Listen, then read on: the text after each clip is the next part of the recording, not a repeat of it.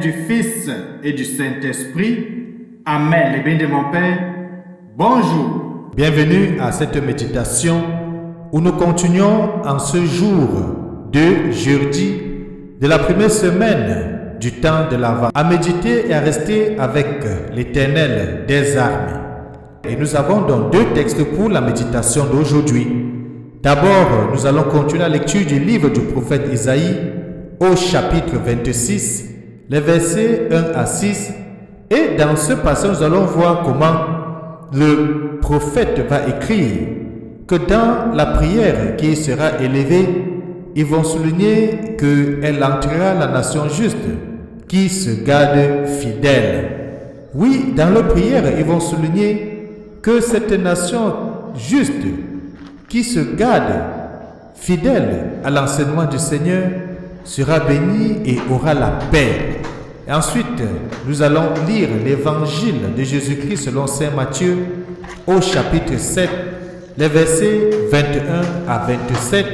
Et dans cet extrait de Matthieu, nous allons plutôt voir comment Jésus va parler à ses disciples. Et dans ce qu'il va dire à ses disciples, il va souligner que pour entrer dans le royaume des cieux, il faut faire la volonté de son Père. Et que ce ne sont pas ceux qui disent « Seigneur, Seigneur » qui entreront dans le royaume des cieux. Les bénis de mon Père, ouvrons dans nos cœurs, mais surtout, apprêtons les textes bibliques de méditation d'aujourd'hui. Et je souhaite à chacun de vous, une fois de plus, la bienvenue.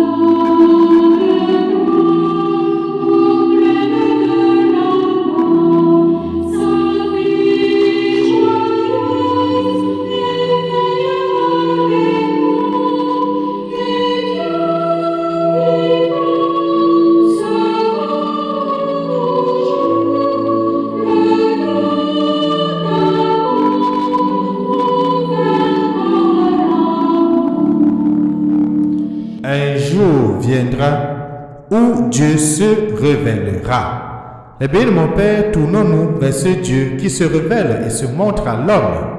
Et prions. Déploie, Seigneur, ta puissance. Soutiens-nous de ta force, afin que le salut retardé par nos fautes soit hâté par l'indulgence de ta grâce.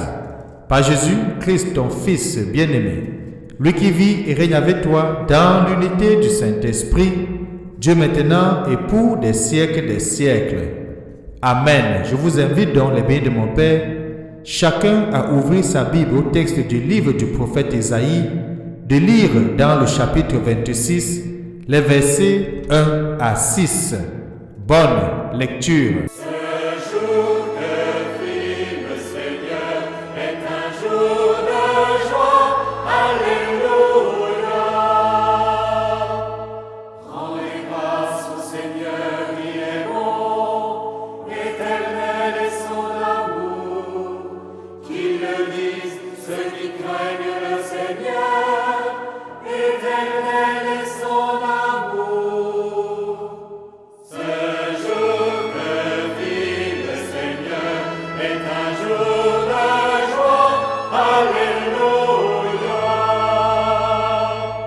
Le bras du Seigneur se lève, le bras du Seigneur est fort. Non, je ne mourrai pas, je vivrai pour annoncer les actions du Seigneur.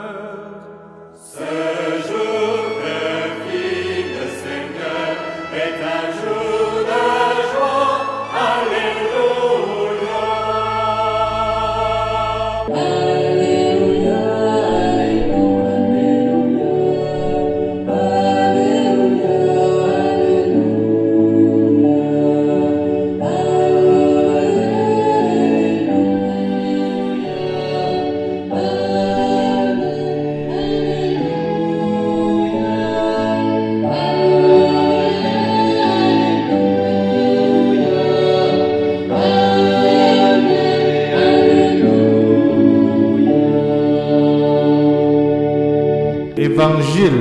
de Jésus-Christ selon saint Matthieu, au chapitre 7, les versets 21, puis 24 à 27. En ce temps-là, Jésus disait à ses disciples, « Ce n'est pas en me disant « Seigneur, Seigneur » qu'on entrera dans le royaume des cieux, mais c'est en faisant la volonté de mon Père qui est aux cieux. Ainsi, celui qui entend les paroles que je dis là et les met en pratique est comparable à un homme prévoyant qui a construit sa maison sur le roc. La pluie est tombée, les torrents ont dévalé, les vents ont soufflé et se sont abattus sur cette maison. La maison ne s'est pas écroulée car elle était fondée sur le roc. Et celui qui entend de moi ces paroles sans les mettre en pratique est comparable à un homme insensé qui a construit sa maison sur le sable. La pluie est tombée, les torrents ont dévalé, les vents ont soufflé, ils sont venus battre cette maison. La maison s'est écroulée et son écroulement a été complet. Acclamons la parole de Dieu. Louange à toi, Seigneur Jésus-Christ. Pour entrer dans le royaume des cieux, il faut faire la volonté de mon Père. Les biens de mon Père, ça c'est un extrait de l'évangile que nous venons d'écouter, message que le Christ porte à ses disciples et à nous aujourd'hui qui sommes les disciples du temps moderne. Parce qu'il nous aime, le Sauveur nous met en garde contre l'illusion. Il ne suffit pas de dire « Seigneur, Seigneur » pour entrer dans le royaume des cieux, comme nous l'avons lu dans l'Évangile. Ce n'est pas une condamnation de la prière, loin de là. On peut prier et dans notre prière, crier vers le Seigneur. Nous devons plutôt dire « Seigneur, Seigneur », mais en sachant bien qu'il ne suffit pas de le dire du bout des lèvres, alors que toutes nos décisions témoigneraient que Jésus n'est pas Seigneur pour nous, que Jésus n'est pas Sauveur. En d'autres termes, mon Père, notre Seigneur nous appelle à l'authenticité de notre langage, à l'authenticité de nos paroles. Témoigner que le Christ est notre Sauveur, témoigner que le Christ est le Rédempteur, ne se fait pas seulement dans la bouche, ne se fait pas du bout des lèvres seulement. Oui, déjà, si nous confessons par notre propre bouche que Jésus-Christ est Seigneur et Sauveur, comme va nous dire Saint Paul, nous serons sauvés. Mais au-delà de confesser avec la simple bouche, il suffit de poser des actes, d'agir et de montrer par notre témoignage de vie que nous sommes les disciples du Christ et qu'il est véritablement présent dans notre vie. C'est ce que Saint Jacques va dire plus loin, que la foi sans des œuvres est une voie morte.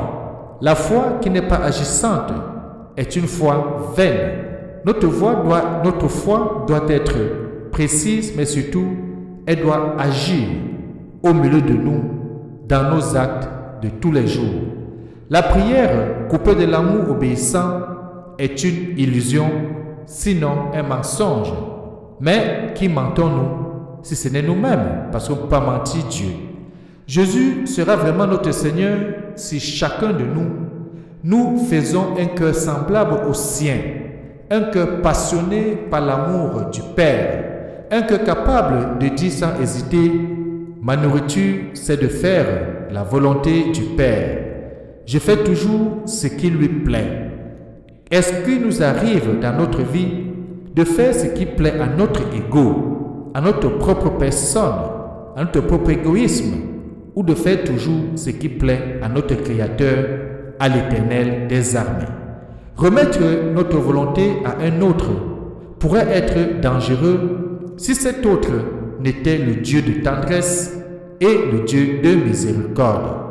Vouloir ce que Jésus veut, c'est choisir le bonheur.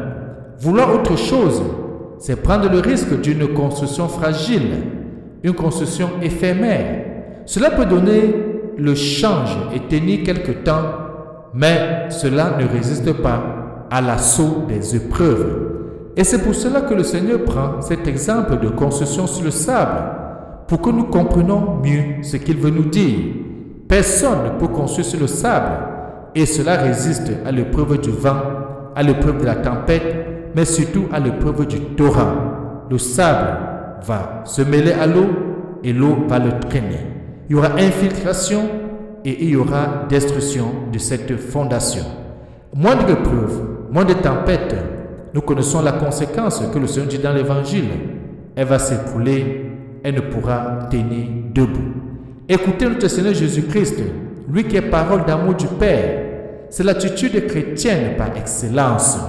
C'est l'attitude que nous sommes appelés à déployer, à développer dans notre vie. Laissez cette parole nous transformer, nous conformer à la volonté aimante du Père, l'écouter et le laisser vivre en nous, comme Saint Paul va le dire plus tard, quand il va envahir, investir et se laisser conduire par le Christ. Il va dire, ce n'est plus moi qui vis, mais c'est lui qui vit en moi. Eh bien, mon Père, mettons cela aujourd'hui, de prendre le Christ pour notre roc, pour notre rempart, celui sur qui nous nous appuyons et nous nous reposons, notre fondation, notre fondement, et qui nous bénisse et nous garde au courant de cette journée, lui qui est Père, Fils et Saint-Esprit. Amen. Bonne journée.